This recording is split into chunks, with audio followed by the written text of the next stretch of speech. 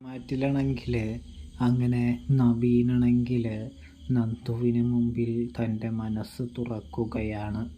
പക്ഷേ നന്ദു ആണെങ്കിൽ നവീനോട് പറയുകയാണ് പ്രേക്ഷകരെ. അതായത് നമ്മുടെ അനിയെക്കൊണ്ട് ഒരു ഉപകാരമില്ല എന്ന് നവീനറിയാം.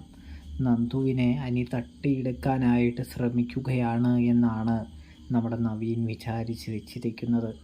അതുകൊണ്ട് തന്നെ സത്യം തുറന്നു പറഞ്ഞു കഴിഞ്ഞാൽ തീർച്ചയായും നന്ദു തന്നെ ഇഷ്ടപ്പെടും. അനിയെ ഇഷ്ടപ്പെടാനൊന്നും പോകുന്നില്ല എന്ന് വിചാരിച്ചുകൊണ്ട് തന്നെ മുൻകൈ എടുത്തുകൊണ്ട് നമ്മുടെ നന്ദുവിൻ്റെ അടുത്ത് നമ്മുടെ നവീൻ ഇഷ്ടമാണെന്ന് പറയുന്നു. ഇതേ സമയം തന്നെ നന്ദു പറയുകയാണ്, എനിക്ക് നിങ്ങളെ ഇഷ്ടമൊന്നുമല്ല, എനിക്ക് അനിയെയാണ് ഏറ്റവും കൂടുതൽ ഇഷ്ടം. അവനെ മാത്രമേ താൻ വിവാഹം കഴിക്കാനായിട്ട് ആഗ്രഹിച്ചിട്ടുള്ളൂ. ഞങ്ങൾ തമ്മിൽ പ്രണയത്തിലാണ് എന്ന് നവീനോട് പറയുകയാണ്. ഇതേ സമയം നവീനാകെ തകർന്നു പോവാണ്. നന്ദുവിനോട് ചോദിക്കുന്നുണ്ട്, പലതവണ ഞാൻ ചോദിച്ചിട്ടും എന്തുകൊണ്ടാണ് പറയാതിരുന്നത് എന്ന് നവീൻ ചോദിക്കുമ്പോൾ, തങ്ങളുടെ വീട്ടുകാർക്ക് ഇഷ്ടമല്ലാത്തത് കൊണ്ട് തന്നെയാണ് ഞങ്ങൾ ഇതുവരെ ഒന്നിക്കാതിരിക്കുന്നത്.